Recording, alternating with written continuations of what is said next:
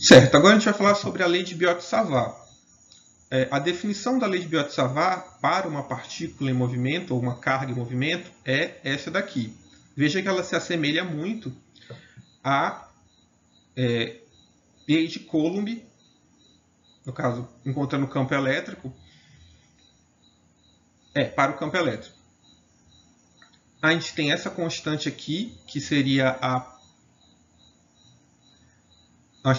Nós tínhamos a permissividade elétrica, essa permissividade magnética do vácuo. O 4π aparece naturalmente nas equações e nós temos a carga. Veja que, diferente da lei de Coulomb ou do campo magnético, do campo elétrico, o campo magnético é perpendicular à direção entre o ponto onde eu estou medindo o campo e o ponto que gerou o campo, ou da partícula que gera o campo. Quando eu vou para... Agora, eu posso ter um campo magnético não só para uma carga pontual, mas também para uma distribuição contínua. Então, a integral seria uma distribuição por essa distribuição contínua. Se agora eu tenho uma densidade corrente, posso também fazer a integral em função da densidade corrente. E se eu tenho uma corrente estacionária, eu posso também calcular o campo magnético para essa corrente estacionária. Nesse nosso estudo dos campos magnéticos, a gente vai se manter somente na análise de sistemas com correntes estacionárias. Primeiro porque é o mais simples e o desenvolvimento para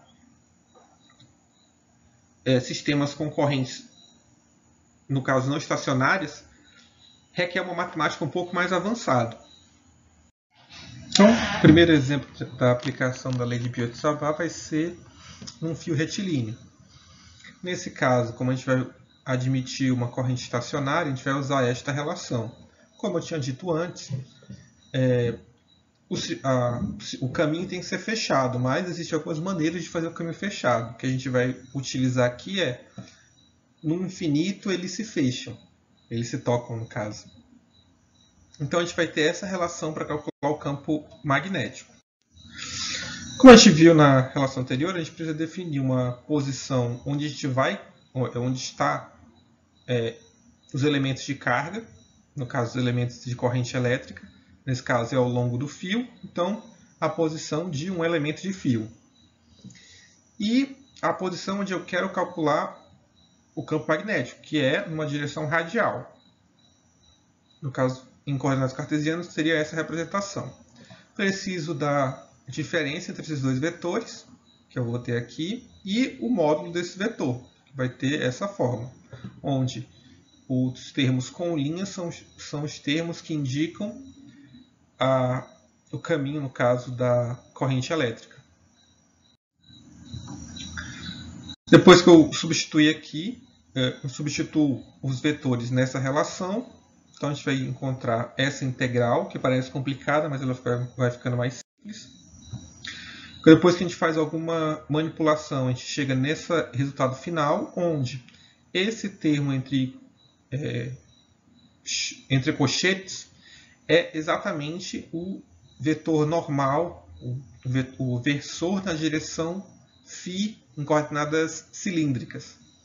Então a primeira coisa que a gente nota é que o campo magnético, nesse caso, ele vai ser na direção φ, diferente do que a gente observava na corrente elétrica, onde ele teria a direção radial. O que resta a gente fazer é resolver esta integral. Considerando algumas propriedades do triângulo retângulo, no caso do triângulo retângulo formado pelo tamanho z e por essa distância em relação ao fio, a gente encontra essa relação para o campo magnético gerado por um fio. O que significa que o campo magnético depende diretamente da corrente que está passando pelo fio e depende inversamente da distância em relação ao fio. Assim, no caso, se a gente botar um paralelo, é o mesmo resultado que a gente obteve para um fio infinito, quando a gente tinha um campo elétrico. Eu posso dizer que o maior diferencial seria o fato de a gente estar tratando de uma corrente, não de uma carga, e que a direção nesse caso é circular. Então, o campo magnético circula ao redor do fio. O próximo exemplo vai ser uma espira circular, onde a gente vai calcular o campo, no caso, o campo elétrico, campo magnético, ao longo do eixo que passa através do centro da espira. Novamente, a corrente vai ser estacionária e o sentido de rotação, nesse caso, vai ser no sentido anti-horário, de modo que a corrente seja positiva. Se a gente está calculando o campo magnético pela lei de Biot-Savart, a gente precisa determinar o lugar onde a gente vai calcular o campo magnético e a posição onde estão os elementos do fio, ou os elementos que estão contendo a corrente. Fazendo a diferença entre esses dois vetores e depois encontrando o módulo desse vetor.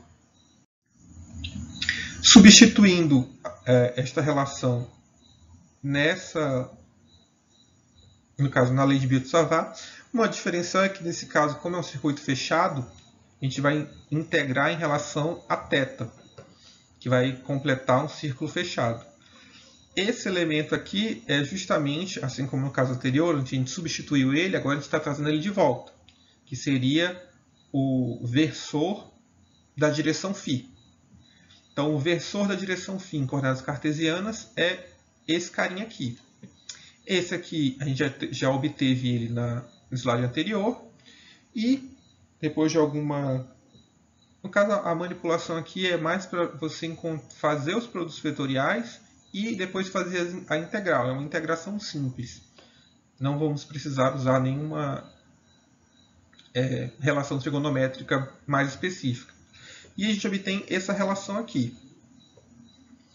Como a gente sabe que o campo elétrico, no caso do campo elétrico não, uma espira é um dipolo magnético, a gente vai tentar escrever ele, ou no caso escrever o campo elétrico, o campo magnético, em função do dipolo magnético. Nesse caso, o que a gente precisa é substituir a parte de cima, no caso a corrente, e a gente vai precisar da área da espira. Nesse caso é πr ao quadrado. R, no caso, seria o raio, que é essa grandeza aqui, e como a gente não tem π, multiplicamos π em cima e embaixo.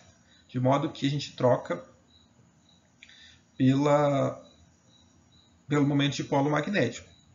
Se eu fizer a consideração de que eu estou muito longe da espira, no caso eu estou numa distância muito maior do que as dimensões da espira, eu encontro que o campo magnético de um dipolo magnético decai com a distância ao cubo, assim como o dipolo elétrico.